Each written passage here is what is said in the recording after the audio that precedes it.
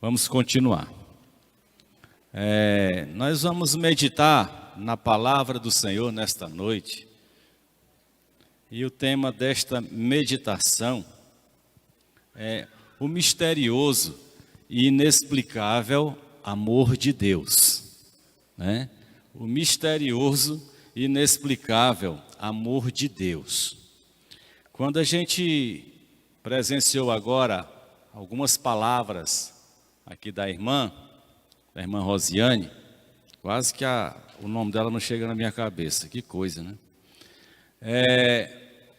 A gente percebe um sentimento forte quando fala, né? A mãe preocupada com o filho. O amor mais irracional e estranho, inexplicável que conhecemos é, de regra geral, o amor de mãe, tá? Para a mulher que não é mãe, ainda não consegue perceber isso. E para o homem também não consegue mensurar, entender o amor de mãe. Às vezes ele é capaz de falar coisas indevidas com a sua esposa, ou alguém falar alguma coisa com aquela mulher por causa do que ela está fazendo por aquela criança. Nós somos testemunhas, todos nós, de episódios de mães, que são coisas assim, que eu digo, fala como é que essa mulher é capaz de fazer isso, né? Quantas mães, eu acho que eu já contei aqui algumas vezes, eu recebi uma ligação de uma senhora, e esta senhora pediu que eu atendesse na causa do filho dela. Para quem não sabe, ou a maioria já sabe, eu sou advogado, né? Mas eu não atuo nessa área. Mas ela insistiu tanto que eu me sensibilizei e disse, eu vou dar uma checada. E ela falava desse filho dela que estava preso com aquela coisa de que ele não era uma pessoa ruim, que ele era uma pessoa maravilhosa, tal, e tudo aquilo, né? E quando eu cheguei lá no fórum, fui falar com um colega, que era diretor de uma secretaria, e disse, rapaz, fulano, veja aí um rapaz assim, assim, assim, que está preso, foi pego lá no Eusébio. Aí ele disse, Vilas, eu sei quem é, ele é conhecido demais. Perigosíssimo. Perigosíssimo. Eu disse que é mesmo? É. Mas para a mãe, era um filho. Dá para entender? Não dá.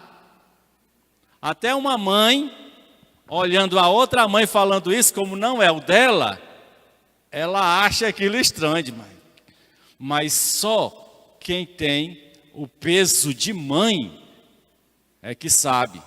Eu já vi algumas reportagens de animais que ficaram presos, pequenininho, e a mãe ali desesperada não saía de perto, não estava nem preocupado com a presença de pessoas que são, em tese, o ser humano é uma ameaça aos animais, não são os animais que são ameaça às pessoas, a gente sabe disso, não é? Mas ela ali, porque mãe. Então este amor é estranho. Mas o amor de Deus é muito mais, está acima do amor de mãe. Muita gente não entende esse amor de Deus. Muita gente olha para Deus como um ser que vai trazer juízo, só juízo. Mas antes de tudo isso, nós precisamos conhecer um Deus que ama de uma forma misteriosa e inexplicável. E este amor de Deus, ele se tornou algo materializado, concreto. Então nós vamos abrir as nossas Bíblias num texto por demais conhecido.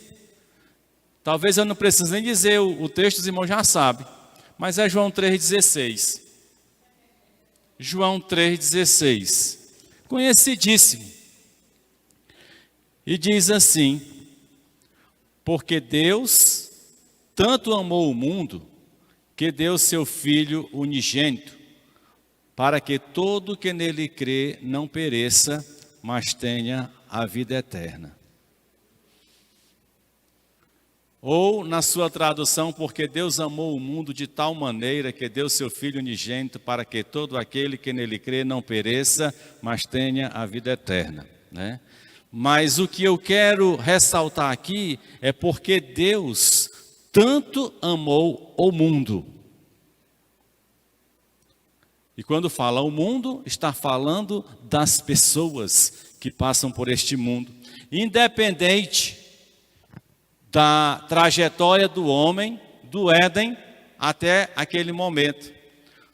Então aqui João 3,16, ele começa falando deste amor de Deus, que é um amor que está muito acima do amor de mãe, capaz de fazer algo que nós não conseguimos alcançar em entendimento.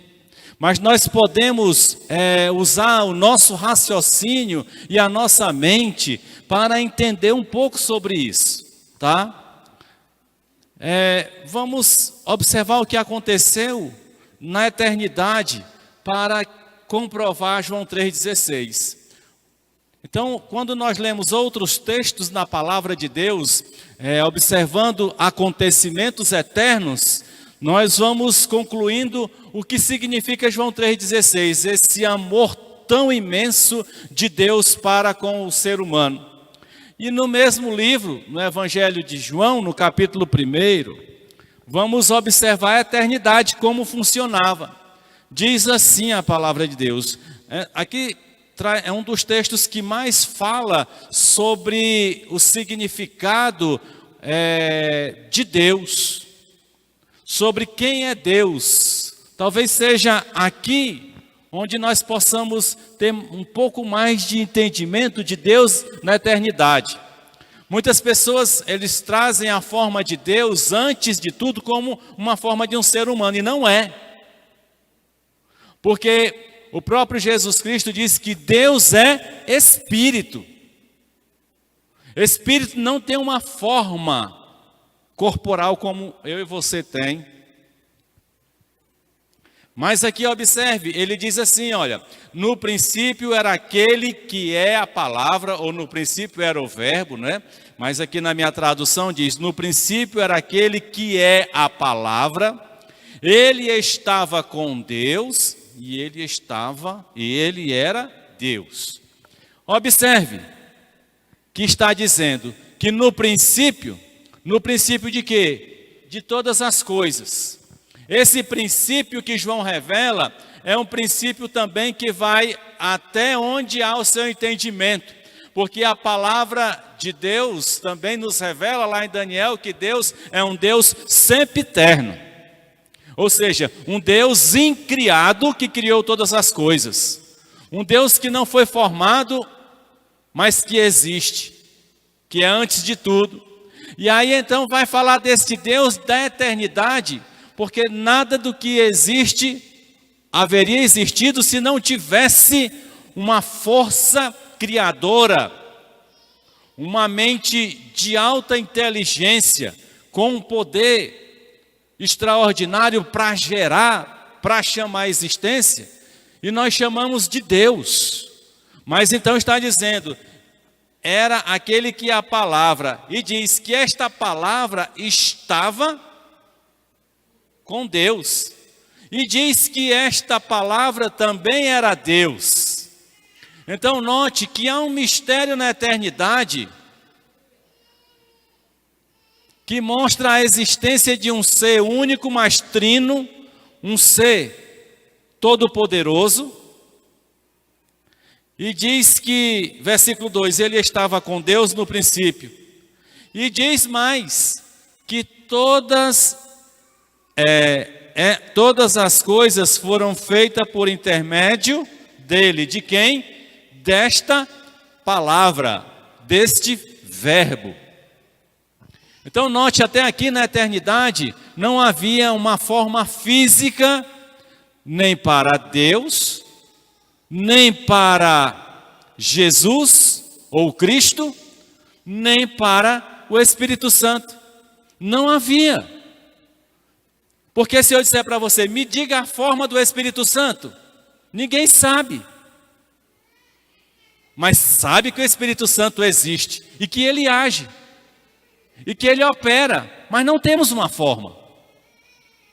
E Jesus Cristo não tinha forma. Então isso é eternidade.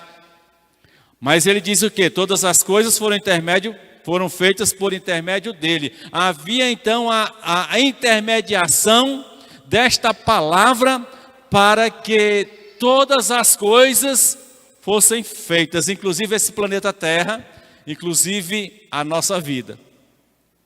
E diz mais, sem ele, nada do que existe teria sido feito. Agora note que, quando termina aqui esse texto, nós trazemos à memória essa imagem de uma triunificação de um Deus, que há como uma forma trina, de 3 em 1, mas que aqui nós vamos perceber que isso lá na eternidade havia essa harmonia perfeita. E então ele faz o homem, né? Mas quando você salta alguns versículos deste texto, aí nós vamos perceber que Deus ele vem fazer algo importante em si mesmo, no próprio Deus, tá? Porque palavra não tem forma humana,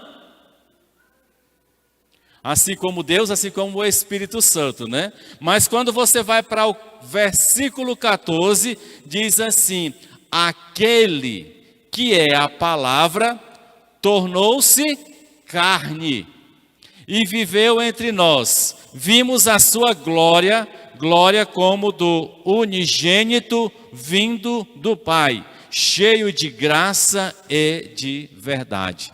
Olha só, então ele diz assim, e na sua tradução talvez esteja dizendo, e o verbo se fez carne.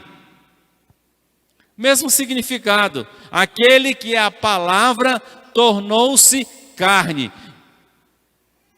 Isso quer dizer que o que estava na glória de eternidade, ele vem e entra na terra na forma humana.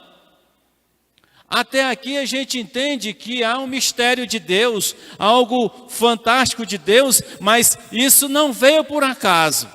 Veio para cumprir o que está em João 3,16, porque Deus amou o mundo. Ele começa a agir de uma maneira estranha. Para nós aqui ainda é estranho isso.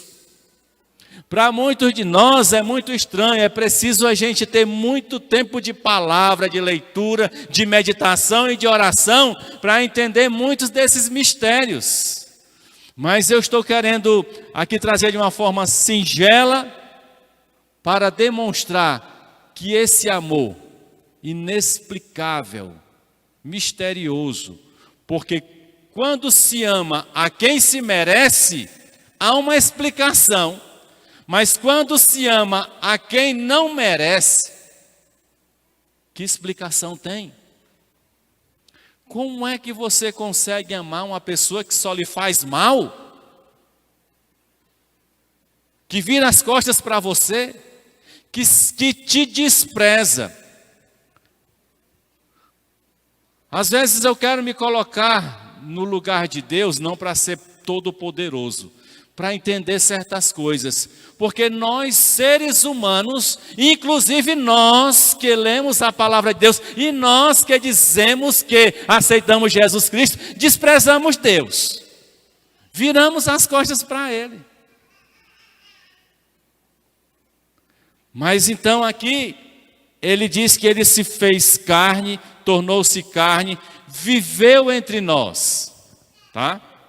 Agora vamos para o texto do início do culto. E vamos entender o que aconteceu aqui em João 1, 3 e 14. Vamos entender. Diz assim, Filipenses capítulo 2, a partir do versículo 5.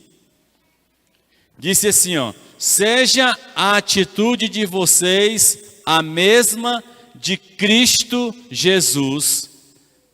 Olha onde está o versículo 1 do capítulo 1 de João, que embora sendo Deus, no princípio era o verbo estava com Deus e o verbo era Deus. Estão entendendo até aqui? Amém? Vamos entender, né? Presta atenção, não cochila, senão você não vai entender. Não pensa fora daqui, tá? Diz assim, que embora sendo Deus, não considerou que o ser igual a Deus era algo a que devia apegar-se. Paulo, quando está falando aqui já de Jesus, ele fala de uma trajetória divina na terra. Ele já fala da existência de uma presença sobrenatural, humanizada ou humanificada, melhor dizendo, aqui na terra. E quando ele fala isso pela revelação, ele diz que esse Jesus, né, a quem nós entregamos as nossas vidas, ele diz que, embora sendo Deus, esse Jesus não considerou que o ser igual a Deus era algo que ele tinha que dizer, eu sou. A coisa que a gente gosta de dizer é o que a gente é, né? Tem pessoas, o que você está pensando que eu sou? Eu sou fulano de tal, eu sou empresário tal, eu sou funcionário público daquela instituição, eu sou ministro, eu sou deputado. Todo mundo quer dizer alguma coisa. Mas Jesus Cristo não quis dizer que era Deus, mesmo sendo Deus. O versículo 7 vai explicar. Mas esvaziou-se a si mesmo, vindo a ser servo, tornando-se semelhante aos homens. Agora preste atenção, por que é que eu trago este tema e está exatamente revelado nessa situação aqui? Porque é tão misterioso e inexplicável o amor de Deus. É porque Jesus Cristo, já desde a eternidade, era Deus. E sabe o que o versículo 7 diz? Que ele esvaziou-se a si mesmo, ou seja, ele deixou toda a sua natureza, sua glória, sua capacidade de divindade. Presta bem atenção, ele deixou tudo isso. A palavra de Deus diz que ele esvaziou-se, tá? Vindo a ser servo, tornando-se semelhante aos homens. Ou seja, Deus sai da eternidade, sai da sua plenitude e entra na terra e se reduz a uma forma de homem. Não há coisa mais humilhante para alguém ela estar aqui e viver aqui. Pois foi o que aconteceu com Jesus, mas através de quê? Do propósito do próprio Deus. Por isso que a gente não entende. E este amor de Deus não está em Jesus Cristo, mas está em mim e você. Porque tudo isso aconteceu, esse mistério de Deus, ele entrar através de uma mulher, mesmo sem haver a concepção de homem e mulher, mas entrar aqui na terra, mesmo sem essa concepção, ele passou a ter um corpo limitado. Jesus passou, Deus, não vou falar Jesus não, Deus passou a ter um corpo limitado. Ele escolheu assim por minha causa, por sua causa. Fomos nós a causa de Deus se manifestar desta forma. E diz mais, que ele, se encontrando em forma humana, humilhou-se a si mesmo e foi obediente até a morte e morte de cruz. Aí você, nos seus conhecimentos, vai dizer assim, olha, você está falando que ele veio e se tornou limitado.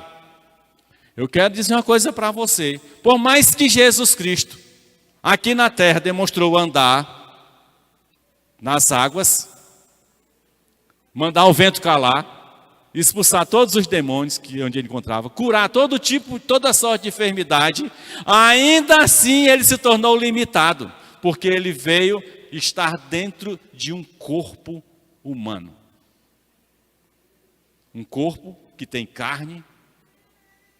Mesmo assim, mas não é possível. E ele diz mais, vocês farão obras maiores do que estas. E nós sabemos de história de pessoas que já viram a glória de Deus, já viram a manifestação da glória de Deus, e não eram Deus que veio aqui, eram seres humanos. Não se conta a quantidade de ações de milagres acontecidas através de pessoas, da mesma forma que se operou em Jesus Cristo. Tanto é que Paulo, ele precisou de estar muito bem sintonizado com o Espírito Santo para completar esta revelação, porque diz agora, como ele estava na forma de ser humano, ele não tinha mais esta autoridade na sua excelência de Deus. Tanto é que observe a continuação que diz assim, por isso agora, ó, Deus o exaltou à mais alta posição e lhe deu o nome que está acima de todo nome. Deus, que fez seu filho entrar na terra, ele diz que agora, como filho da terra, que era um ser humano, ele diz, agora eu vou exaltá-lo e lhe dar um nome que está acima de todo nome. Para que ao nome de Jesus se dobre todo o joelho no céu e na terra. Esta operação de maravilhas, meus queridos, é para mostrar o quanto tanto Deus amou o ser humano. Porque Deus não fez o homem para perder.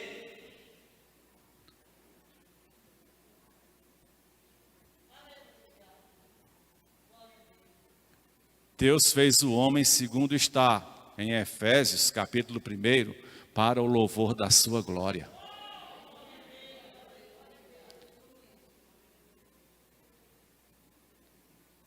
Nós fomos feitos para louvar o Senhor. E quando você louva o Senhor de coração, você nem imagina o que acontece no mundo espiritual. É extraordinário, é tremendo. Sinta isso, veja no seu espírito, dá para você perceber essa verdade. E aí ele diz, para que ao nome de Jesus se dobre todo o joelho no céu, na terra e debaixo da terra. Deus está fazendo isso em Cristo, que cumpriu a sua missão. Mas vamos entender um pouco mais. Talvez você ainda esteja meio que obscuro, diz, mas como é que isso pode? Olha, se Jesus Cristo entra na terra, tá? Nós vamos ver, e eu não vou voltar a ver o período do ministério de Jesus Cristo, não teríamos tanto tempo para isso, mas o pós-ressurreição. Lucas capítulo 24, versículo 36, 43. Note que o pós-ressurreição, ele não perdeu a característica de ser humano. Ele não deixou de ser ele. Que amor é esse, meus queridos? É inexplicável esse amor de Deus. Observe. Lucas 24, 36 em diante diz assim, enquanto falavam sobre isso, o próprio Jesus apresentou-se entre eles e lhe disse, Pai seja com vocês. Eles ficaram assustados e com medo, pensando que estavam vendo tem ali, ó, um espírito. A tendência era levar Jesus a ser um espírito. O espiritismo quer mostrar que Jesus é um espírito. Mas o próprio Jesus Cristo, ele vem e diz assim, ele lhes disse, porque vocês estão perturbados e porque se levantam dúvidas em seus corações. Aí ele diz, vejam as minhas mãos e os meus pés. O que é que tinha nas mãos de Jesus e nos pés? Marcas. De quê? De cravo, de prego. Nas mãos e nos pés. Então ele diz, vejam as minhas mãos e os meus pés. Sou eu mesmo. Ora, se ele está mostrando a mão e o pé, estava com o corpo. Era um corpo. Corpo humano. Aí ele continua dizendo assim: toquem-me e vejam. Um espírito, ele mesmo já explica, olha. Um espírito não tem carne nem ossos, como vocês já estão vendo que eu tenho. Após a ressurreição. Então Deus, ele quando está lá na glória, é tudo espírito, não existe algo que a gente pudesse ver, tocar. Mas quando Deus se reduz à forma de ser humano, ele passa a ser igual a mim e a você. Então Deus se limitou a uma pessoa que anda, que caminha. Mas aqui observe, com carne e com ossos. Tendo dito isto, mostrou-lhes as mãos e aos pés. E por não crerem ainda, tão cheios estavam de alegria e de espanto, ele lhes perguntou: vocês têm algo para comer? Deram-lhe um pedaço de pão assado, e ele o comeu na presença deles. Jesus tinha carne e osso, tinha fome, comeu, depois da ressurreição. Então note que Deus manda Jesus, João, capítulo 1, mostra esse mistério, que o verbo ou a palavra se fez carne, agora é Jesus Cristo, com identidade terrestre, é um ser da terra, com autoridade de falar para mim e para você, para ser exemplo. Anjo não podia ser exemplo para a gente. Mas uma pessoa igual a nós pode ser exemplo. E Jesus Cristo foi o maior exemplo. João capítulo 20, versículos 24 a 27, ainda diz assim: Tomé, chamado Dídimo, um dos 12, não estava com os discípulos quando Jesus apareceu. Os outros discípulos lhe disseram: vimos o Senhor. Mas ele lhes disse: se eu não vir as marcas dos pregos nas suas mãos, não colocar meu dedo onde estavam os pregos e não puser a minha mão no seu lado, não crerei. Ele foi bem claro. Tomé foi bem claro. Uma semana mais tarde, versículo 26, os seus discípulos estavam outra vez ali e Tomé com eles. Apesar de estarem trancadas as portas, Jesus entrou, pôs-se no meio deles e disse: Paz seja convosco. E Jesus disse a Tomé, foi logo para Tomé: coloque o seu dedo aqui, veja as minhas mãos, estenda a mão e coloque-a no meu lado. Pare de duvidar e creia. Então é para provar que Jesus Cristo, ele não veio aqui, cumpriu a sua missão e se desfez de homem e voltou para a glória para ser igual a Deus. Não, ele entrou na terra porque Deus amou o mundo de tal maneira e tinha um plano para mim e para você. Um plano que é inexplicável, muita gente não consegue entender. É preciso pelo Espírito ter essa revelação. Mas ele veio, e quando ele ressuscita dos mortos, fica entre ele 40 dias e 40 noites, fica caminhando entre eles, e note que era o próprio Jesus Cristo com as marcas. Estas marcas ele vai carregar por toda a eternidade. Que amor estranho, né? Esse amor de Deus. Mas é porque ele insiste que você, que eu, se volte para Ele. A gente desiste fácil das pessoas quando elas estão frias, né? A gente desiste, não, tentei tanto, mas a pessoa não quer mudar. Mas Deus, enquanto você tem possibilidade de mudar, Deus insiste com você para mudar. Porque esse amor dele é um amor que a gente não consegue entender. É um amor que vai além. Estamos virando as costas. Quantas pessoas viraram as costas para Deus, mas ele continuou agindo. E essas pessoas um dia reconheceram.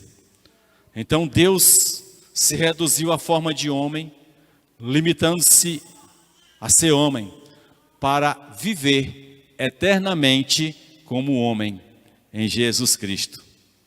Tudo isso por sua causa. Indo para os finalmente, Apocalipse 8.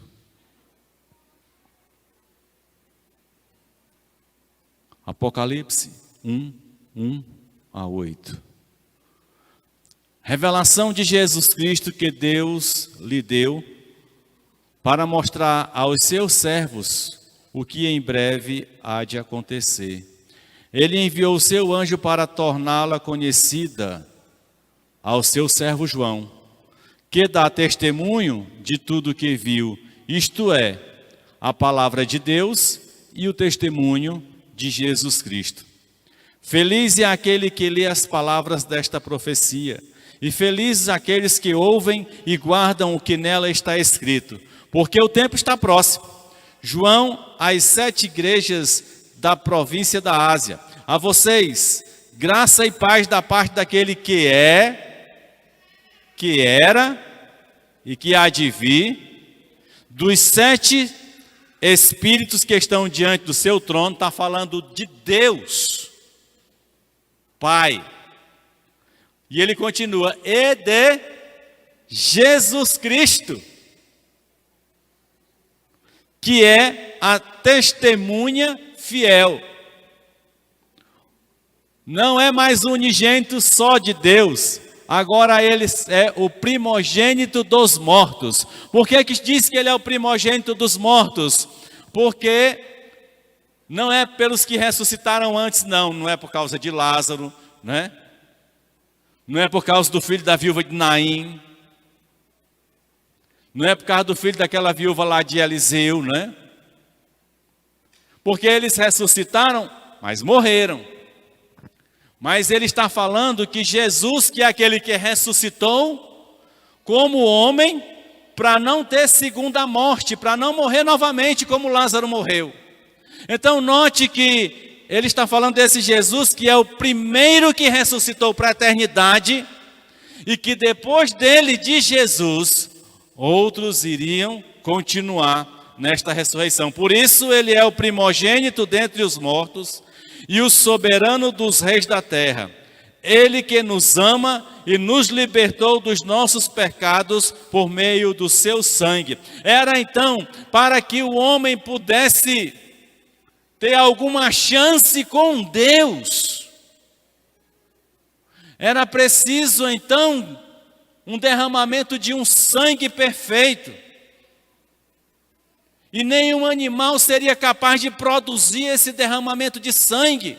Nenhum tipo de sacrifício nessa terra, nem de crianças infantes, como se faz por aí, lamentável. Coisas demoníacas. Mas era preciso de um sangue divino.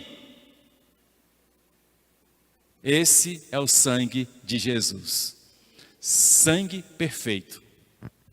De um ser perfeito, mas que era homem como eu e você, com carne, sangue e osso. Por isso é que ele diz, e que ele nos ama, João 3,16, e nos libertou dos nossos pecados por meio do seu sangue. E diz mais, aqui tem muita gente que gosta, mas não é para a gente estar lançando mão disso, mas ele diz mais, e nos constituiu reino e sacerdotes para servir a seu Deus e Pai. Por enquanto nós somos só servos, viu? Ninguém aqui é rei nem é sacerdote, não. Nós somos servos. Mas seremos. A Ele sejam glória e poder para todos sempre. Amém.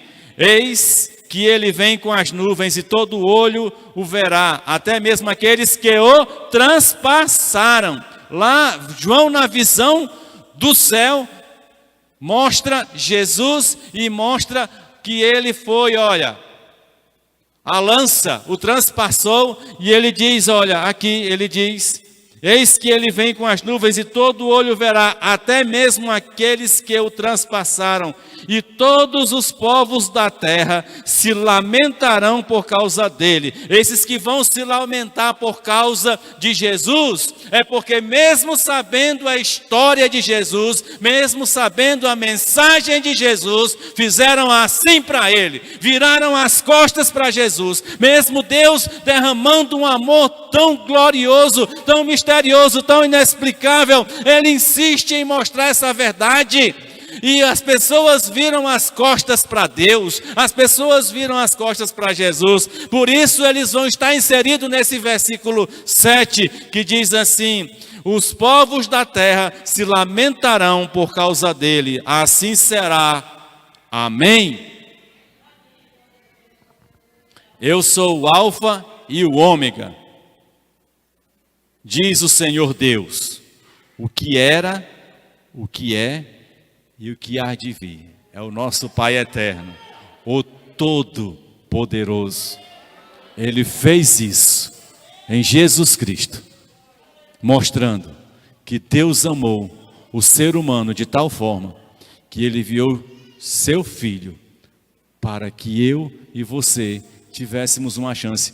Não é essa coisinha simples, simplória, que muita gente pensa, não. Houve toda uma ação espiritual que vai além da nossa imaginação meramente humana, para entender tudo isso que aconteceu, para que a gente pudesse um dia estar na presença de Deus.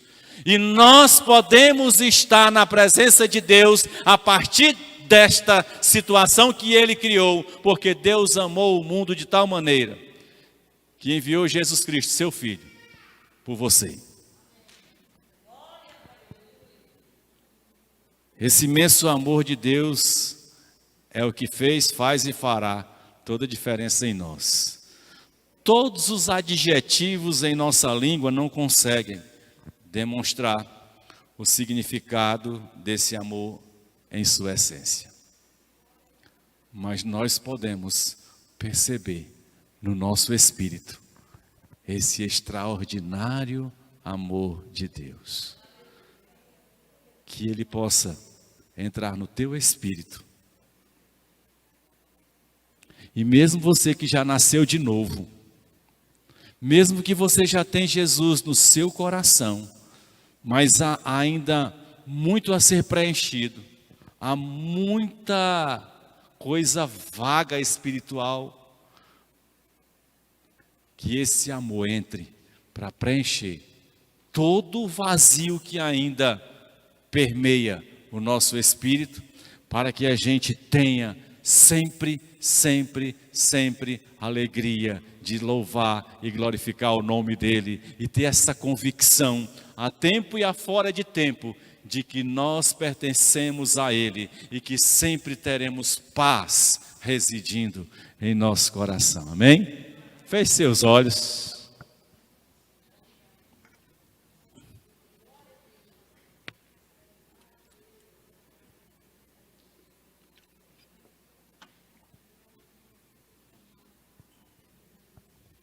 Se você ainda não recebeu Jesus Cristo como Senhor e Salvador, não entendeu nada sobre esse plano, a própria palavra de Deus é quem explica. Não é nada enfeitado, mas você precisa se abrir a ela. Você tem que se abrir à palavra de Deus. Você tem que abrir o seu coração. O problema é que nos fechamos em questões religiosas, em leis, em determinações, dogmas humanos. E nos prendemos a isso. E esquecemos que a vontade primeira de Deus é manifestar o seu amor nas nossas vidas. Mas nós precisamos aceitar. E se você ainda não abriu seu coração para essa verdade, abra e receba. Se alguém está aqui, e eu não sei, que ainda não entregou sua vida para Jesus, não entendeu esse amor, mas hoje sabe que em Jesus Cristo está a sua vida eterna e que está se entregando para Ele nessa noite, eu queria que você levantasse sua mão para a gente orar por você. Tem alguém aqui?